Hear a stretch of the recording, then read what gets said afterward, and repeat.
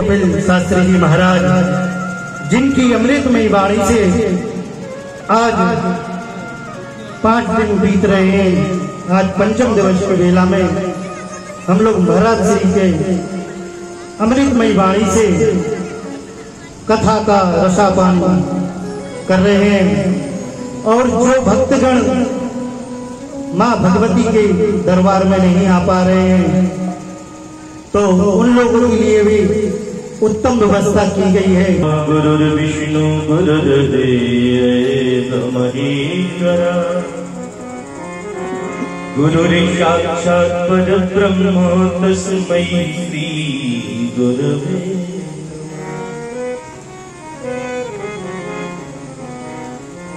सानन्दमानन्दवने वसन्तम् आनन्दिकन्दं मृतपावृन्दम्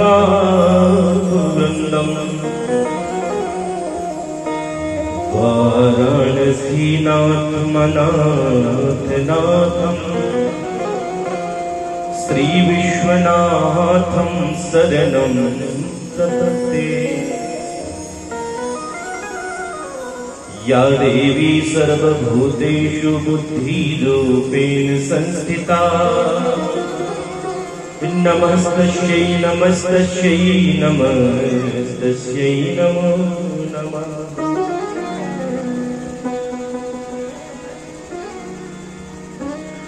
बंसी विभूषित करा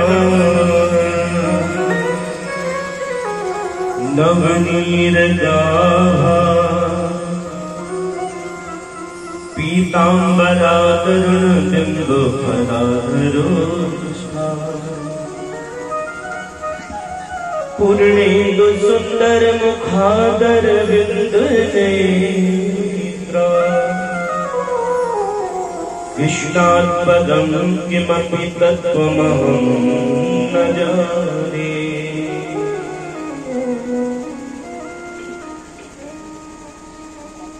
अंजनानंदनं वीरं जानकीशोकनाशनं, कपीशमक्षहन्तारं वन्दे नौकाभयङ्करम्। लोकाभिरामं रणरङ्गधीरं, राजीवनेत्रं रघुवंशनाथम्, कारुण्यरूपं करुणाकरन्तम् श्रीरामचन्द्रं शरणं प्रपद्ये। जय जय श्री राधारमण, जय जय नवल किशोर प्रभु, जय जय मां। हरे कृष्ण कृष्ण कृष्ण हरे हरे, हरे राम राम राम हरे। बोली भक्तवत्सल भगवान की, चिकंदरा मैया की, रामायण मैया की, श्री राघवेंद्र सरकार की, परम पूज्य श्री हनुमान जी महाराज की जय। जय श्री सीता।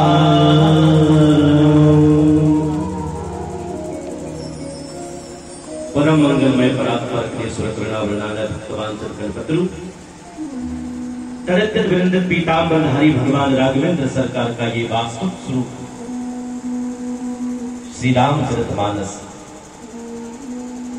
जो समक्ष मानस के हृदय में विराजमान परम अखंडानंद ब्रह्मांड नायक अनंत कोटि प्रभु राघवेंद्र सरकार का ये पावन पुनीत चरित्र, जो कि हम सप्त दिवसीय पंचम दिवस है। प्रथम दिवस से जब कार्य प्रारंभ हुआ, क्रम चलता रहा, अब धीरे धीरे हम घटते क्रम में हैं, विश्राम की ओर है। हमें ऐसा लगने लगा है, कहते हैं जब किसी के जाने का अवसर आ जाता है ना, कि शायद अब ये चले जाएंगे, कहते हैं ना, जब कोई नहीं होता है ना, तब उसके अभाव का ज्ञात होता है हमें। जब ज्ञान होता है कि ये था, उस समय हम क्या थे।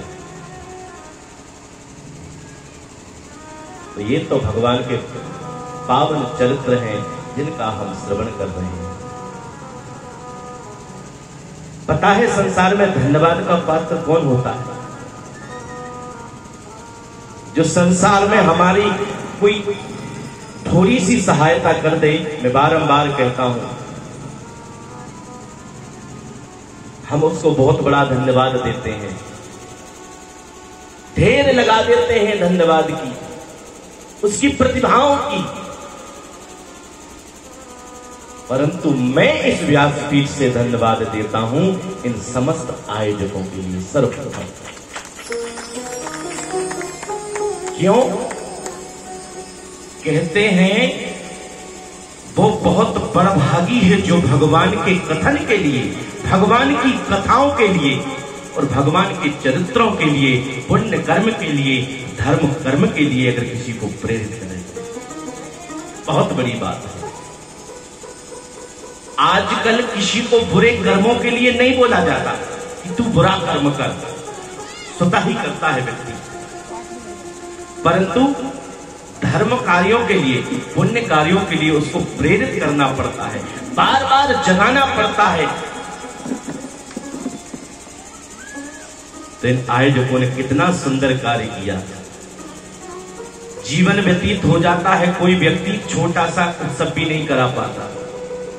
भगवान ने कितनी सुंदर व्यवस्था बनाई है पता है? वेद रीति के द्वारा अनुष्ठान आदि होते हैं तो व्यक्ति स्वयं करवाता है, लेकिन धन्य है ऐसी भगवान के चरित्रों की कथाएं कि सब एक साथ एकजुट होकर के सब मिलकर कथाएं कराते हैं। क्यों? क्योंकि कथाएं तो गुप्त हो ही नहीं सकती। कितना रोकोगे किसी को? कथाओं में आने से किसको रोकोगे आप? यहां शायद ऐसे व्यक्ति भी हो सकते हैं, संसारिक व्यवहार है,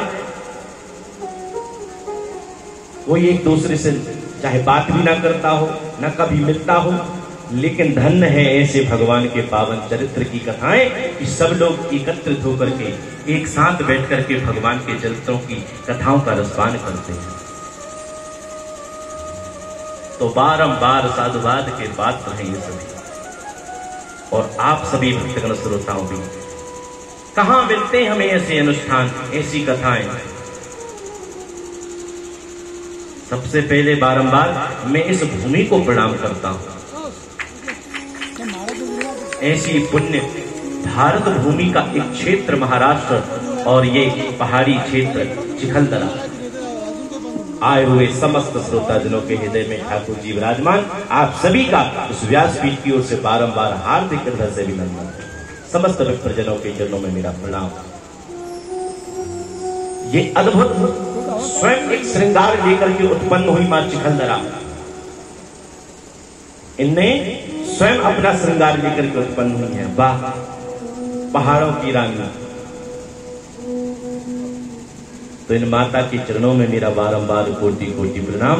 एक क्षण के लिए मैं माता की स्तुति के लिए आप सभी हाथ जोड़ करके मैया को प्रणाम करें, क्योंकि आज नवरात्रि का सप्तम दिवस है।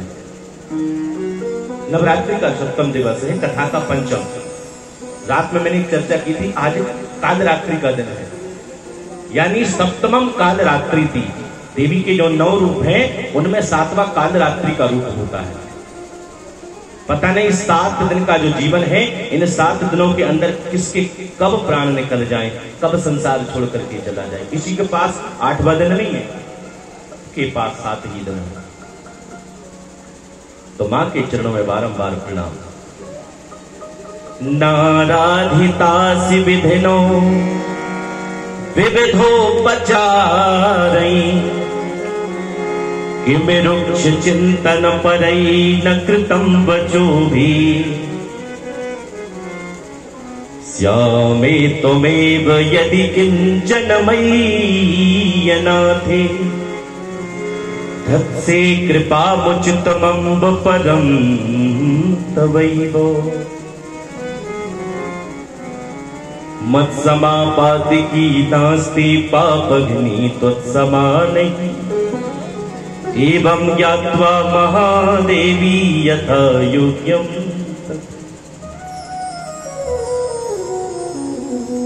आइए आज हम इस दिवस में कथा में प्रवेश कर रहे हैं। कथा में प्रवेश करने से पूर्व भगवान का नाम संकीर्तन करें। आज हम मां का नाम संकीर्तन करेंगे क्योंकि मां को भी आज याद कर लें। तो सभी बड़ा ही सरल सा कीर्तन है और इस कीर्तन को हमेशा याद रखना और मां को याद करते रहना। सभी लोग तालियों की सेवा और सब गाएंगे भी।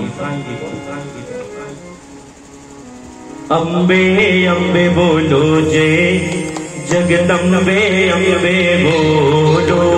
अम्बे अम्बे बोलो जगदम्बे बोलो। अम्बे अम्बे बोलो जय जगदम्बे अम्बे बोलो। अम्बे अम्बे बोलो जय जगदम्बे अम्बे बोलो। अम्बे अम्बे बोलो जय जगदम्बे अम्बे बोलो।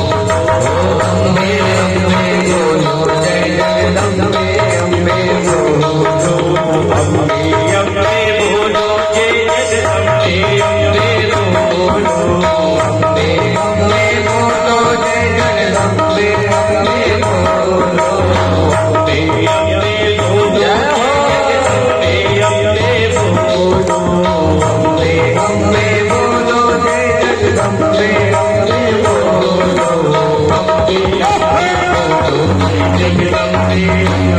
बोलो। अम्बे अम्बे बोलो जय जगदम्बे अम्बे बोलो। अम्बे अम्बे बोलो जय जगदम्बे अम्बे बोलो। अम्बे अम्बे बोलो जय जगदम्बे अम्बे बोलो। अम्बे अम्बे बोलो जय जगदम्बे अम्बे बोलो।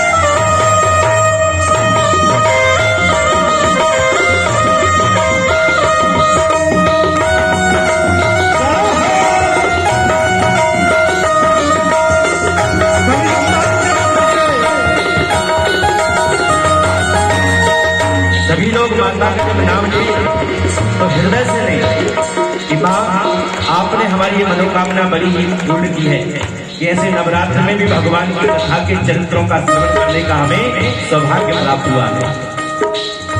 और भी स्थान है अलग अलग मैया।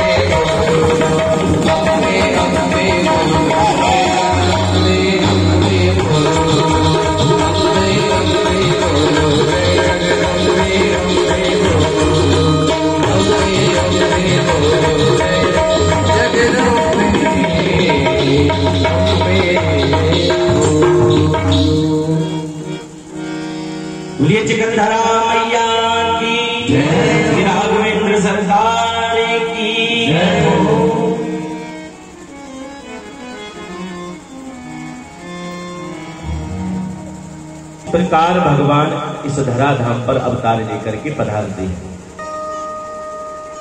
कि जब जब होई धर्म की हानि, उड़ पाड़ही असुर अधमो अभिमानी। जब जब भूमि पर पाप बढ़ता है, असुर अभिमानी बड़े बड़े महान दैत्य जब आते हैं, तब तब धरि प्रभु विविध शरीरा।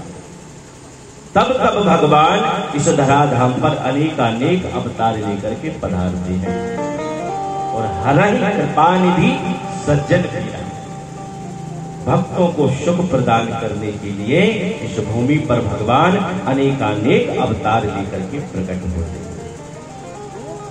तो कल भगवान का हम सभी ने बाल रूप में दर्शन किया कि किस प्रकार जब भगवान चतुर्भुज रूप में राजा दशरथ के उस महल में जब प्रकट हुए, तो मां कहती है, बोले प्रभु हमने तो आपको पुत्र रूप में मांगा था, परंतु आप तो पिता रूप में आ गए। हमने तो बालक रूप में आपको मांगा था कि आप हमारे पुत्र बने, परंतु आप हमारे पिताजी बनकर के आए हैं। तो बोले क्या करना पड़ेगा? तो माता ने कहा बालक बनना पड़ेगा। तो भगवान छोटे से बालक बन गए।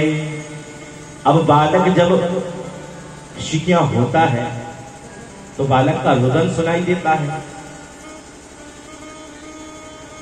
सारी बातें मान ली, अंत में मैया बोली, बोले प्रभु अब रोना भी शुरू करो।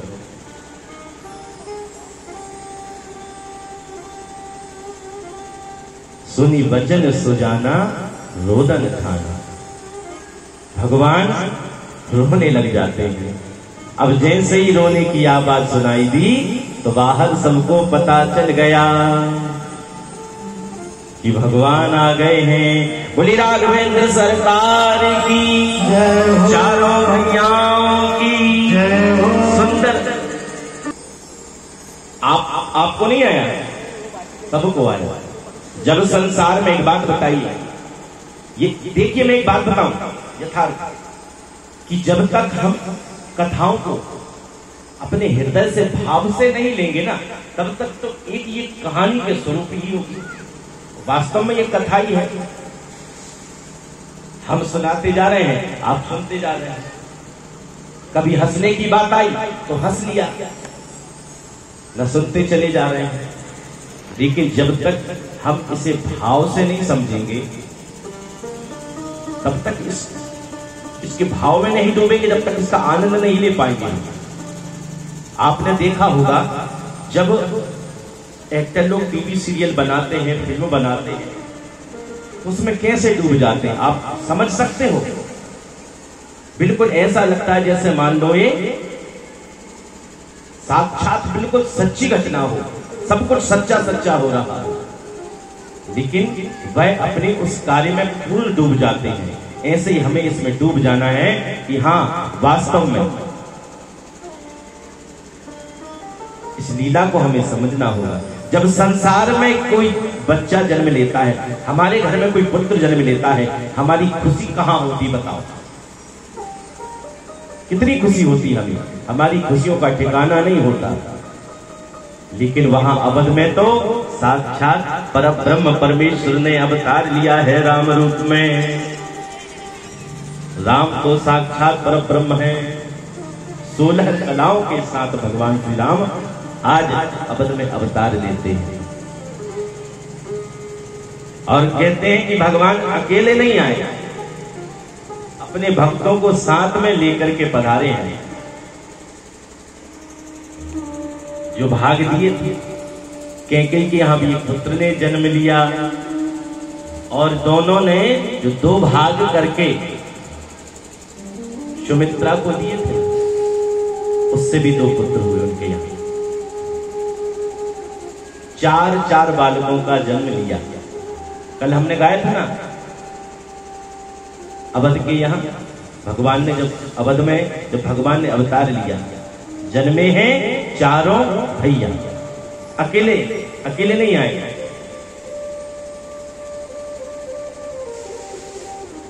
भगवान अपने भक्तों को साथ में लेकर के आए। कहते हैं ये उत्सव मना, सारी जो अयोध्या थी इतने आनंद में डूब गई कि वह सब अपना काज भूल गए, अपना घरवाल का कार्य भूल गए। जितनी भी माताएं थी सब दौड़ी दौड़ी चली आई, जितने भी पुरुष भक्त जन थे अयोध्या में सब दौड़े दौड़े चले आए महाराज दशरथ जी को उस महल में। सभी दर्शन की लालसा को लेकर के पधारे कि हम भी कब राघव के दर्शन कर लें, कब राम के दर्शन कर लें। ऐसी ये सुंदर वास्तविक झांकी क्या कहना। जब कल हमने इतना आनंद लिया केवल कथा के माध्यम से, तो थोड़ा सा वहां हृदय में लगा करके देखो, उस समय त्रेता में जब भगवान राघवेंद्र ने उस अवधपुरी में अवतार लिया होगा, जन्म लिया होगा, तब किस भांति वहां पर हर्ष और उल्लास हो रहा होगा। सोचिए जरा, ऐसा सुंदर ये उत्सव कहते हैं जिसका नाम निरंजन है। भगवान का नाम एक क्या है? कहते हैं निरंजन। लेकिन उस भगवान निरंजन को एक दिन मां कौशल्या ने अंजन लगा दिया, जो वास्तव में निरंजन है। लेकिन निरंजन का अर्थ समझते क्या? काजल। एक दिन मैया ने काजल लगा दिया, आहा भगवान बड़े प्रसन्न हो रहे हैं। धीरे धीरे भगवान बड़े हो रहे हैं, समय व्यतीत होता जा रहा है।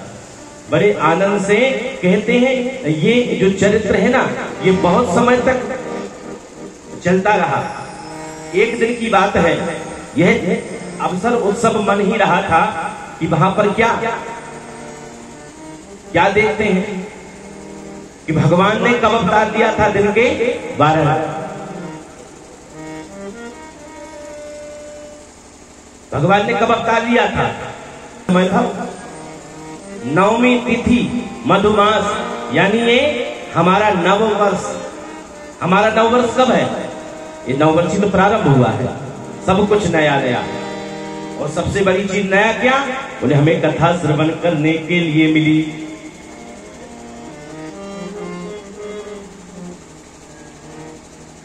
बड़ा ही सुंदर दिन है ये अवध में। इसी चैत्र मास के शुक्ल पक्ष जो नवमी आ रही है, इसमें भगवान ने अवतार लिया। और कब लिया? मध्य दिवस, दिन के 12 बजे अभिजीत मुहूर्त में। अब भगवान सूर्य ने देखा कि भगवान के सम्मुख इतनी भीड़ लगी है कि मुझे तो मौका ही नहीं मिल पा रहा भगवान के दर्शन करने का। बड़े परेशान है सूर्य। भगवान को पकड़ा। भगवान ने सोचा कि सूर्य बड़े परेशान है। बोले क्या बात है सूर्यदेव, क्यों परेशान हो? बोले भगवान ये भक्तगण आपसे दूर होते ही नहीं है, हमें दर्शन करने का सौभाग्य कब प्राप्त होगा?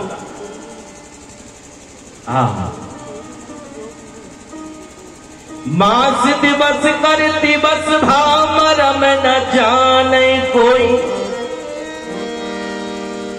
और रथ समेत रवि था क्यों निशा कवन विधि हो। महीनों लग गए।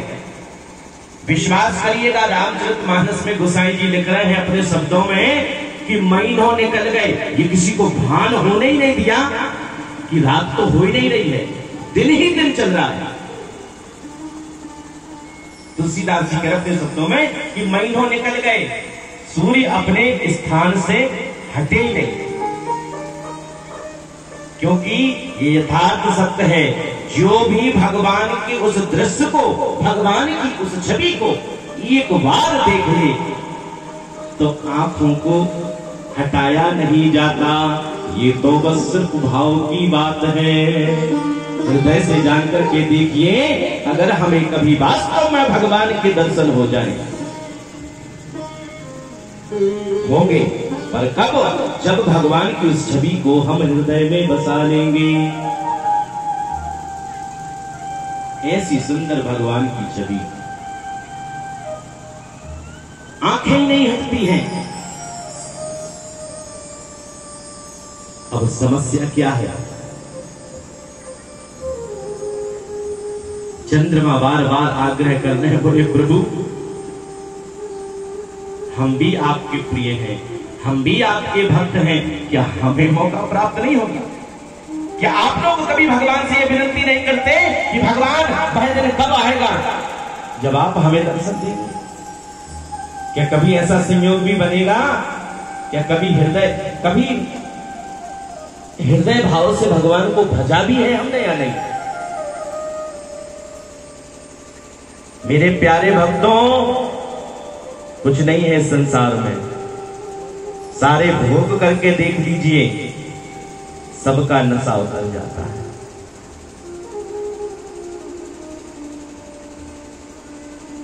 सबका नशा उतर जाता है, सारे नशे करके देख लीजिए। इस संसार के प्रेम का नशा, चाहे धन का नशा, सारे नशे एक दिन उतर जाएंगे। लेकिन एक ही नशा ऐसा है वास्तव में, अगर उसका नशा एक बार चढ़ जाए तो जीवन भर वह नशा नहीं उतर सकता। कौन सा नशा है वो? बोले भगवान के नाम का ही नशा। एक ही व्यसन जीवन में अपना लो, क्योंकि हम तो संसार में हर चीज को व्यसन के रूप में ही तो देख रहे हैं।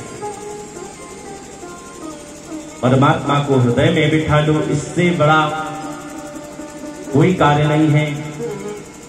बार बार कथाओं को क्यों श्रवण कराया जा रहा है? ताकि आपके हृदय चित्त में भगवान बैठ जाए।